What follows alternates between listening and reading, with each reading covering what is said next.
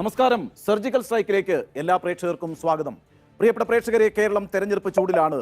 എന്നാൽ നമ്മുടെയൊക്കെ വീട്ടിലെ അടുക്കളയിലെ അടുപ്പിന്റെ ചൂട് അണയ്ക്കാൻ പാകത്തിലൊരു യുദ്ധം ഇപ്പോൾ ലോകത്ത് നടന്നുകൊണ്ടിരിക്കുകയാണല്ലോ. ആ യുദ്ധം അവസാനിക്കാൻ പോവുകയാണ് കേട്ടോ. ഇറാനും ഇസ്രയേലും തമ്മിലാണ് യുദ്ധം ചെയ്യുന്നത്. പക്ഷേ യഥാർത്ഥത്തിൽ യുദ്ധം നടക്കുന്നത് ഇറാനും അമേരിക്കയ്ക്കും തമ്മിലാണ്. ഒരു ഒളിച്ചുകളിയിൽ ഏർപ്പെട്ടിരിക്കുകയാണ് ഇസ്രായേൽ. യഥാർത്ഥത്തിൽ സഖ്യകക്ഷിയായ അമേരിക്കയെ മുന്നിലേക്ക് തള്ളിയിട്ട് ഈ കളി കണ്ട് രസിക്കുകയാണ് ഇസ്രായേൽ എന്ന കാര്യത്തിൽ സംശയമില്ല. എന്തുമാകട്ടെ, ഈ യുദ്ധം എങ്ങനെയെങ്കിലും അവസാനിപ്പിക്കാനുള്ള നെട്ടോട്ടത്തിലാണ് അമേരിക്കയുടെ പ്രസിഡന്റായിട്ടുള്ള ഡൊണാൾഡ് ട്രംപ്. ഇന്ന് അദ്ദേഹം വൈറ്റ് ഹൗസിന് മുമ്പിൽ വെച്ച് ഒരു വാർത്താ സമ്മേളനം നടത്തിയിട്ടുണ്ട്. വലിയ ക്ലെയിമാണ് കേട്ടോ ട്രംപ് മുന്നോട്ട് വെക്കുന്നത്.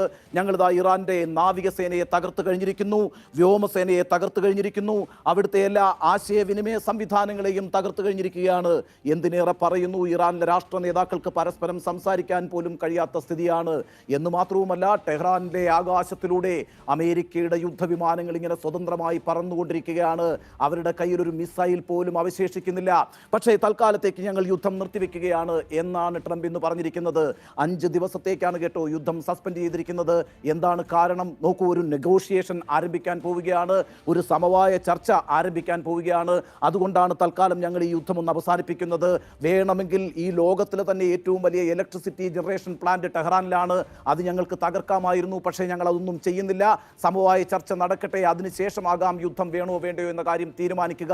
ഇത് പറഞ്ഞത് ഡൊണാൾഡ് ട്രംപ് ആണ്. ഒരു കാര്യം നമ്മൾ ഓർക്കണം കേട്ടോ, ഒമാന്റെ മധ്യസ്ഥതയിൽ ഒരു സമവായ ചർച്ച നടക്കുന്നതിനിടെയാണ് ഇറാന്റെ പരമോന്നത നേതാവായ ഖമനിയെ അമേരിക്ക കൊന്നുകളഞ്ഞത്. ആ ട്രംപാണ് ഇപ്പോൾ യുദ്ധം സസ്പെൻഡ് ചെയ്തിരിക്കുന്നത്. ഇതിനിടയിൽ 4മതൊരു കഥാപാത്രം കടന്നു വന്നിട്ടുണ്ട്. അത് ഇറാനല്ല, ഇസ്രയേലല്ല, അമേരിക്കയല്ല, പാകിസ്ഥാനാണ്. പാകിസ്ഥാന്റെ ജനറലായ അസീം മുനീർ പറഞ്ഞിരിക്കുന്നത് പാകിസ്ഥാൻ ഈ യുദ്ധത്തിൽ മധ്യസ്ഥത വഹിക്കാം എന്നാണ്. അങ്ങനെ ഒരു സമാധാനം കൊണ്ടുവരാൻ പാകിസ്ഥാൻ ഒരു മുൻകൈ എടുക്കുമെന്നാണ് ജനറൽ മുനീർ പറഞ്ഞിരിക്കുന്നത്. കഴിഞ്ഞ ആഴ്ച ട്രംപും അതുപോലെ തന്നെ അസീം മുനീറുമായി ടെലിഫോണിൽ ഒരു ചർച്ച നടത്തിയിട്ടുണ്ട്. അവരൊക്കെ ചങ്ങായിമാരാണ്, അവർക്ക് അവരുടേതായ ബിസിനസ് താല്പര്യങ്ങളുണ്ട്. എന്തായാലും ട്രംപ് ഇപ്പോൾ അസീം മുനീറിനെയും പാകിസ്ഥാനെയും ഇടനിലക്ക് കൊണ്ടുവന്നിരിക്കുകയാണ്. അതിന്റെ അടിസ്ഥാനത്തിൽ ഈ യുദ്ധം അവസാനിപ്പിക്കും എന്നാണ് അമേരിക്ക കരുതുന്നത്. പക്ഷേ ഇതുവരെ ഇറാൻ സമ്മതം മൂളിയിട്ടില്ല. അമേരിക്ക പിൻവാങ്ങാനുള്ള അതിന്റെ ശ്രമങ്ങൾ ആരംഭിച്ചു കഴിഞ്ഞിരിക്കുകയാണ്. എന്താണ് യഥാർത്ഥത്തിൽ അമേരിക്കയെ സമ്മർദ്ദത്തിലാക്കുന്നത്? നോക്കൂ, യുദ്ധം വലിയ സാമ്പത്തിക ബാധ്യതയാണ് അമേരിക്കയുടെ തലയിൽ ഇപ്പോൾ തന്നെ കെട്ടിവെച്ചിരിക്കുന്നത്.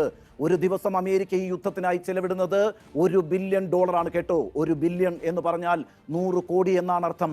ഒരു അമേരിക്കൻ ഡോളർ എന്ന് പറഞ്ഞാൽ ഇന്നത്തെ എക്സ്ചേഞ്ച് റേറ്റ് അനുസരിച്ച് 93 ഇന്ത്യൻ രൂപയാണ്. അതായത് 100 കോടി അമേരിക്കൻ ഡോളർ എന്ന് പറയുമ്പോൾ ഒരു ദിവസം 9,000 കോടി രൂപയാണ് അമേരിക്ക ഈ യുദ്ധത്തിന് ചെലവിടുന്നത്.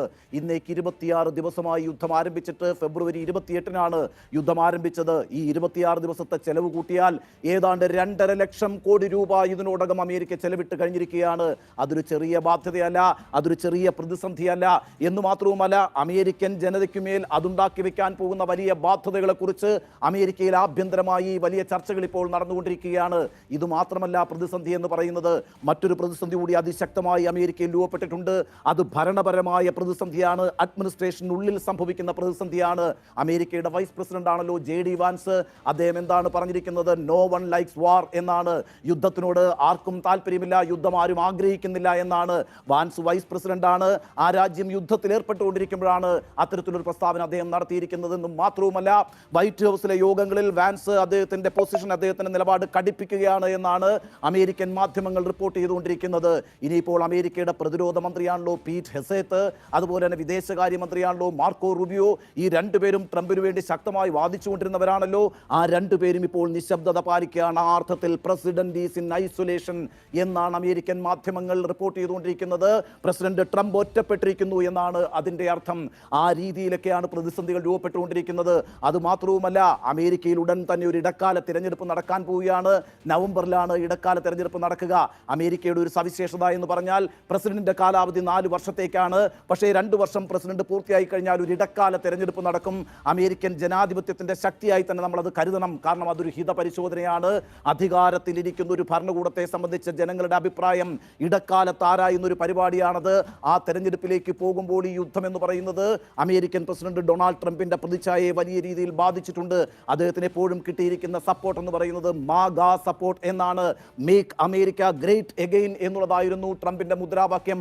പക്ഷേ ആ പിന്തുണ ഇപ്പോൾ ട്രംപിന് ആഭ്യന്തരമായി ലഭിക്കുന്നില്ല എന്നുള്ളത് വലിയൊരു പ്രതിസന്ധിയാണ്. മാത്രവുമല്ല, ഈ ഇടക്കാല തെരഞ്ഞെടുപ്പ് എന്ന് പറയുന്നത് നടക്കാനിരിക്കുന്ന പ്രസിഡന്റ് തെരഞ്ഞെടുപ്പിൽ ജനങ്ങൾ എങ്ങനെ ചിന്തിക്കുന്നു എന്നുള്ളതിന്റെ സൂചന കൂടിയാണ്.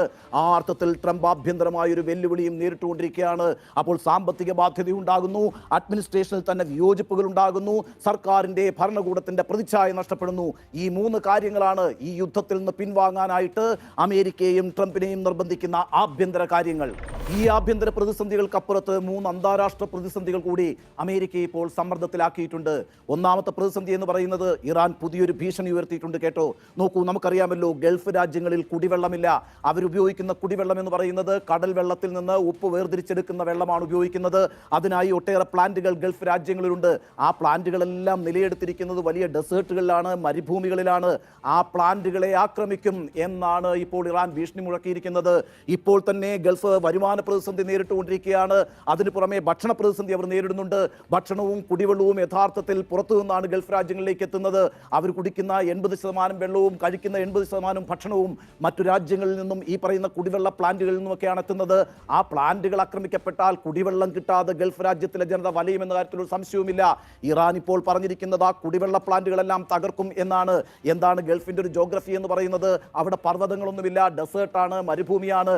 അവിടെ ഈ പ്ലാന്റുകൾ ഓപ്പൺ ആയിട്ടുള്ള സ്പേസിലാണ് നിൽക്കുന്നത്. അതുകൊണ്ട് തന്നെ വളരെ പെട്ടെന്ന് ഇറാന് നിശ്ചയമായും ഈ പ്ലാന്റുകളെ ആക്രമിക്കാൻ കഴിയും. ഇറാൻ ആകട്ടെ അത്തരത്തിലൊരു പ്രതിസന്ധി അഭിമുഖീകരിക്കുന്നുമില്ല. നല്ല പർവ്വതങ്ങളൊക്കെ നിലനിൽക്കുന്ന ഒരു ഭൂപ്രദേശമാണ് ഇറാന്റേത്. അവിടേക്ക് അത്രയും പെട്ടെന്ന് അറ്റാക്ക് ചെയ്യാൻ കഴിയില്ല എന്ന് മാത്രവുമല്ല, അവർ ഈ കുടിവെള്ള പ്ലാന്റിൽ നിന്ന് ആകപ്പാടെ 10% വെള്ളമേ ഉപയോഗിക്കുന്നുള്ളൂ. ബാക്കി മുഴുവനും അവർക്ക് പ്രാദേശികമായി ലഭിക്കുന്നുമുണ്ട്. അത്തരത്തിലൊരു വലിയ ഭീഷണിയാണ് ഇപ്പോൾ ഇറാൻ ഉന്നയിച്ചിരിക്കുന്നത്. ആ ഭീഷണി എന്ന് പറയുന്നത് അമേരിക്കയും ഗൾഫ് രാജ്യങ്ങളും തമ്മിലുള്ള ബന്ധത്തിൽ വിള്ളലുണ്ടാക്കിയിരിക്കുകയാണ്. നോക്കൂ, ഗൾഫ് രാജ്യങ്ങളെ പ്രൊട്ടക്ട് ചെയ്യാൻ അമേരിക്കയ്ക്ക് കഴിയുന്നില്ല എന്നുള്ളതാണ് ഗൾഫിലെ രാഷ്ട്രീയ നേതൃത്വം പറഞ്ഞുകൊണ്ടിരിക്കുന്നത്.